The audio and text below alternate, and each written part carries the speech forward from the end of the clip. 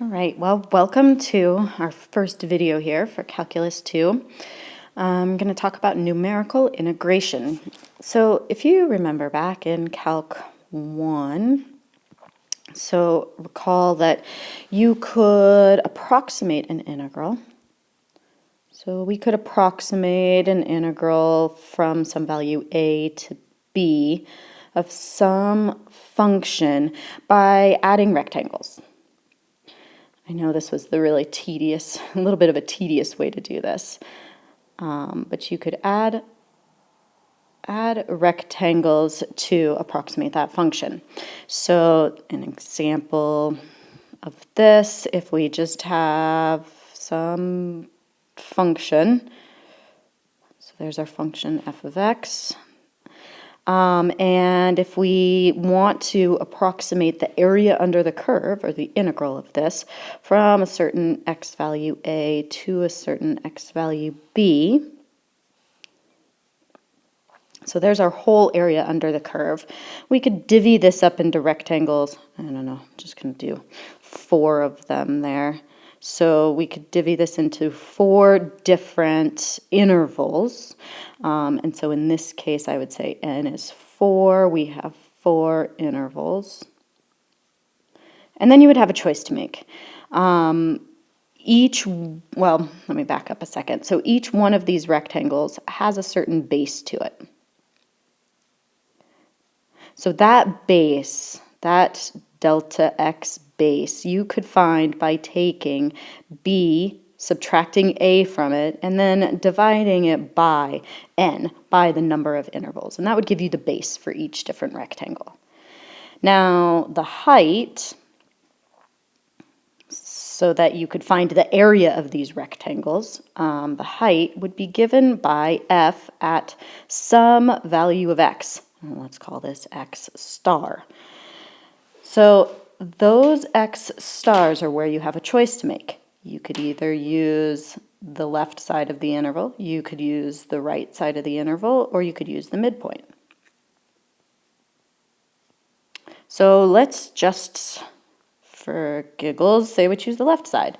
So if we choose the left side of each different interval, so for this first one, if I choose the left-hand side and make that my height, then that would be the rectangle that I would use for that interval. Then I'd choose the left-hand side here, make a rectangle out of that. There's that rectangle. Choose the left-hand side of the next one, left-hand side of the next one. I would add all those rectangles, and that would give me an estimate for that area under the curve. An estimate if I took the base, multiplied it by the height, and added all of those rectangles together. Okay, so hopefully you guys remember that from Calc 2. So now what we're going to do is take a look at 3 types of approximations. So 3 types. The first one, the midpoint rule. The midpoint rule, and you guys have seen this before, is, so these are approximations to an integral. So I could say that that is approximately, I'm going to use the notation capital M sub n. So n was, remember, that number of intervals. And the midpoint rule says that we are going to take the base and multiply it by the height. So I would take the height, the function being the height, at, let's say, x sub 1. I'm going to put an m after that for midpoint, plus f at x sub 2, midpoint, plus, and continue doing this until you hit that last one, the sub n, m. So this is the base times the height, base times the height, and you're adding all of those n different rectangles together. All right, so there's the midpoint rule, and again, I know you've seen this before, and let me just clarify those x's in there. So if you took your x-axis.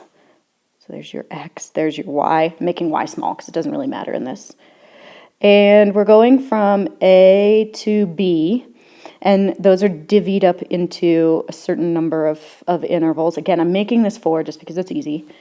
A, let's refer to that as x naught. The next one, let's call that x1. The next one, let's call that x2. The next one, let's call that x3. And then we'll put a dot, dot, dot in here. The last one will be x sub n. Those midpoint ones that we just did are going to be right in the middle of it. So like right there is that x sub 1m.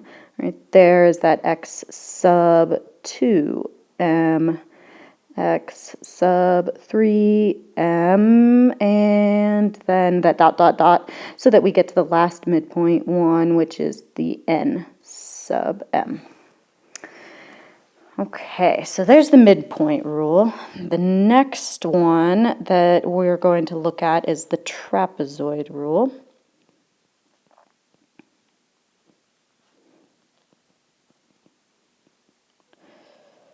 The trapezoid rule, it approximates the integral. So it's an approximation. I'm going to use t for trapezoid, sub n telling us how many intervals we're going to separate it into. Now, the formula for the trapezoid rule, you're going to take that same delta x from before, divide it in half, and then you're going to multiply it by different functions. So the first one, you're going to use the left endpoint. So you're going to use that x naught right there. Then you are going to add 2 times the function at x1, plus you're going to continue multiplying by 2 on these. Continue multiplying by 2 until you hit the one right before the last one, and then the last height does not get multiplied by 2. Okay, so there's the formula for the trapezoid rule. Essentially what the trapezoid rule is doing is for each one of the intervals, so here's our function. Oh, that one's not going to work very well. Let me try again. Let's do a function like that. That's going to make it a little bit better. Okay, so here's one interval in there. And so essentially what the trapezoid rule does is it takes the area of a rectangle and then it adds on an area of a triangle. So it makes a triangle out of that space and it adds on that area. So these multiplications by 2 are taking 1/2 the base times the height of that extra triangle and adding that to all of the rectangles below it for each different interval. And that's why you get these halves of the first one because of the 1/2 base times height, and then the multiples of the other, because what you use for one triangle on the first one, you would get for the next triangle on the other one. It doubles it. Okay, so that's the trapezoid rule. If you notice, this is a trapezoid there with the triangle on the top of it, and you're adding a bunch of trapezoids. Okay, so the next rule, it's called Simpson's rule. We're approximating the integral.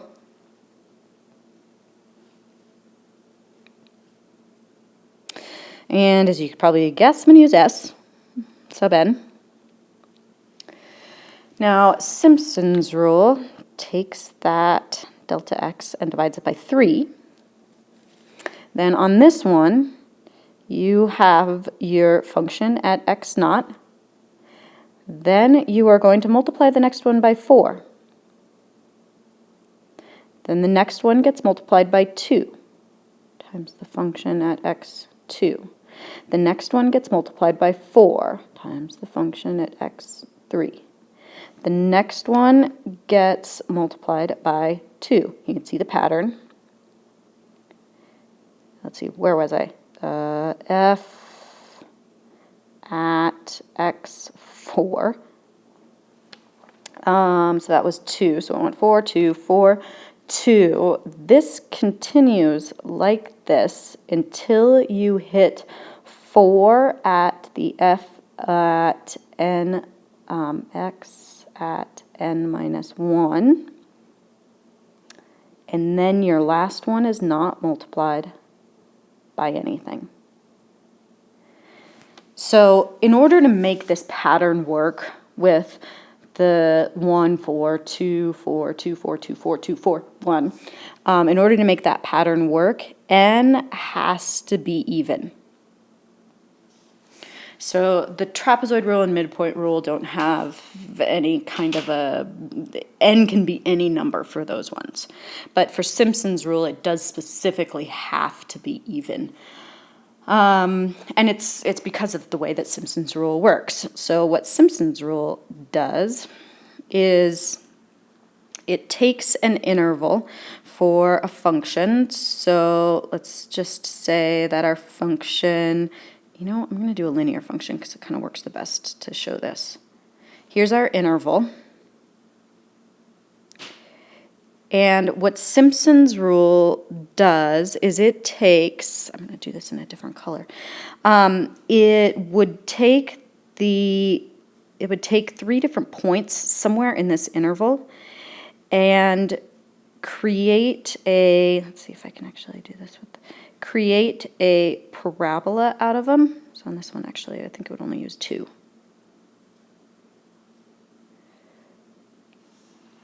But it creates a parabolic function for each different interval, and then adds the area under that together. So the parabola is the reason that we get these 4, 3s, 2s, 4s, etc. In the formula for Simpson's rule. Okay, so I think I've gotten everything in there. So next, let's take a look at the error for each different one of these rules. So the error for midpoint, because obviously there's going to be some kind of an error in all of these, except for Simpson's rule. If you already have a quadratic function or parabolic-looking function, then you would get an exact representation for it using Simpson's for the integral. But otherwise, you're going to get some sort of error in there. Your rectangles are not going to match up with your function. So for midpoint rule, the error for the midpoint at n is going to be less than or equal to k, let's call this one k sub 2. It's b minus a cubed all over 24 times n squared, where k sub 2 is going to equal the max value of the absolute value of the second derivative of your function. We'll do an example of this, but what this means is that you're going to take 2 derivatives of your function. You're going to look at your b minus a for your x's in there, and see what your maximum value of that second derivative would be. That's what you're going to use for k sub 2. Everything else should be pretty self-explanatory. You'll be given b, you'll be given a, you'll be given the number of intervals. All right, so that's midpoint error.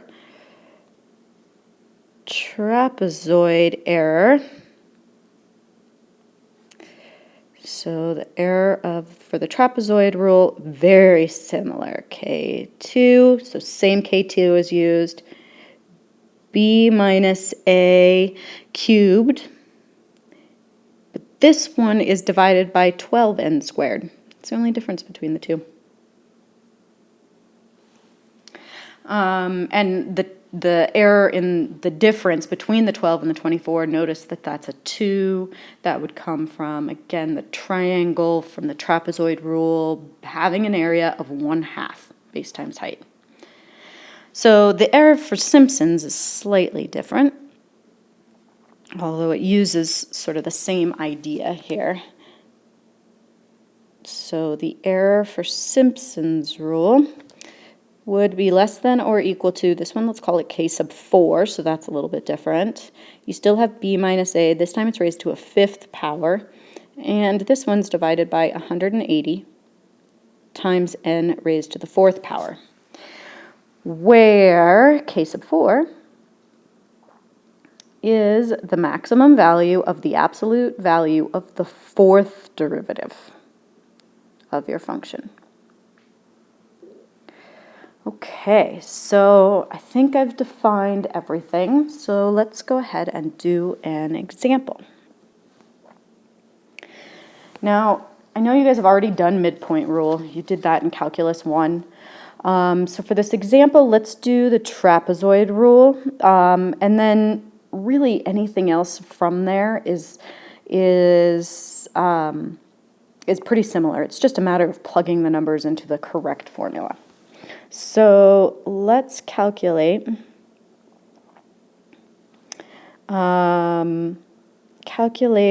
t sub 4, so that means 4 intervals, for the integral from 3 to 5 of 9 minus x squared.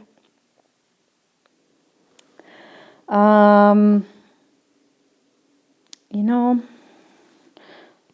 I don't want to do that example. I want to make this slightly easier. Let's go from 1 to 5. Okay, so in order to figure out the height, we've got to figure out the x's. So a lot of times what I do is I just draw out an x-axis. I've got 1, I've got 5, I've got to divide it into 4 intervals. And so you can see why I switched this. It makes it nice and easy with the numbers. Otherwise, we'd end up with a lot of 1/2s and such. So the trapezoid rule, we need delta x for that. Delta x is b minus a over n. So that is going to be 5 minus 1 over 4. So our delta x is going to be 1. And I think I'm ready to plug into the formula. So t sub 4 is delta x, which is 1, divided by 2, times the function at x naught. So this first one is going to be x naught, 2 will be x2, 3 will be x4, 4 will be x4, and 5 will be x5. So 9 minus 1 squared plus 2 times 9 minus 2 squared plus 2 times 9 minus 3 squared plus 2 times 9 minus 4 squared plus 9. Notice this last one, I did not put a 2 out in front of it. This is my last number right here, the last one, so it gets a 1 out in front right there. So 9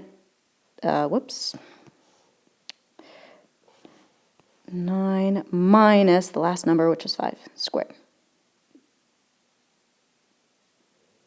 Okay, so I'm going to get 1/2 times 1 squared is 1, 9 minus 1 is 8, plus 2 times 4, 9 minus 4 is 5, plus 2 times 9 minus 9, that's 0, plus 2 times 9 minus 16, so that would be -7, right? 9 plus 7 is 8, yep. And then 1 times 9 minus 25, I think that's -16. Okay. So this is 1/2. And I've got 8 plus 10 there. Let's just do that. That's 18. And then I've got minus 14 minus 16 there. So let's see, how would I do this? I would do 18 minus 16, that's 2. 2 minus 14 is -12. And -12 divided by 1/2 is -6. All right, so notice on this one I used some numbers that were really simple, just kind of wanted to show you how to do this. The numbers that you will use for your homework are a bit more complicated because, you know, why would we ever want to approximate an integral when it's so easily integrable like that is? I mean, you could integrate that, just plug in 5, plug in 1, you get an exact value. We would never in practice actually wanted to do this, but I just wanted to show you how the formula works for it. If you'll notice, the one on your homework are more complicated, and so you'll need a calculator. This would be a good example of what may be on an exam because it is less complicated and you can do the numbers in your head. Calculators are not allowed on exams, and so it would have to be something of this nature, a little bit simpler. Okay, so I think that gives you an idea of how to do that. So now let's look at the error for it. And let's find the error for that value. So let's see, I got to remember what I did here. I did an integral from 1 to 5 and T4. Okay. Whoops. So let's find the error bound. Let's find the error bound for that T sub 4 that we just calculated. So this would be, you know, that -6 that we got. We know that's an approximation for the integral, but how far off is it? Plus or minus what number would we add to get the actual value for the area under the curve? So let me write out what we had before. So we had this integral from 1 to 5 of 9 minus x squared.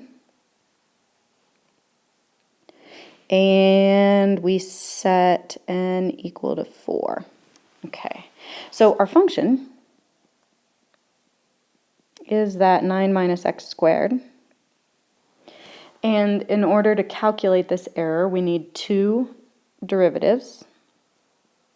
So first derivative of a constant is 0, so 9 is 0. Derivative of x squared is 2x, so we get -2x. The second derivative is -2. So if we take the absolute value of that second derivative, we get 2. That is going to be our k sub 2. Once again, that's a pretty simple calculation, but I just want to mention that right there, if there was an x, if x was in that second derivative, you would look at b and a and find the biggest.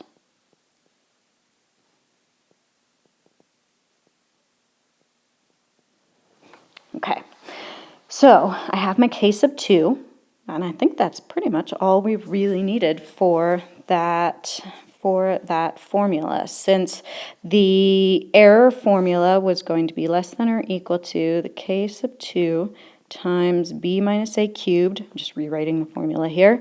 And let's see, we're using trapezoid, so that's 12n squared. So this, the K2 we said was 2, B is 5, A is 1, and we're going to cube that. And then we're going to divide it by 12 times n, which is 4 squared. Okay, so this is 2 times 4 cubed divided by 12 is 4 squared. So I can cancel 2 of those 4's. Then I can divide 4 into 12 3 times, and so it looks like my error is 2/3. And so again, what this means is that if you took that -6 that we got for our approximation and added or subtracted 2/3, the actual value of that integral has to be somewhere in there, in those numbers. Okay, so I think that gives you plenty of examples to get started with. I guess actually I should mention one more thing in here. So something that we could do is that we could find n, like how many intervals.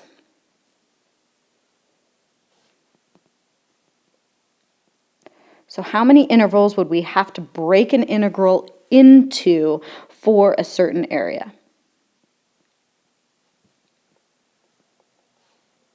I'm sorry, I think I just said the wrong word. For a certain error. So if for a certain error to occur, how many intervals would we have to break the integral into? And that's something that you'll work on your homework. All right, so I think that is it.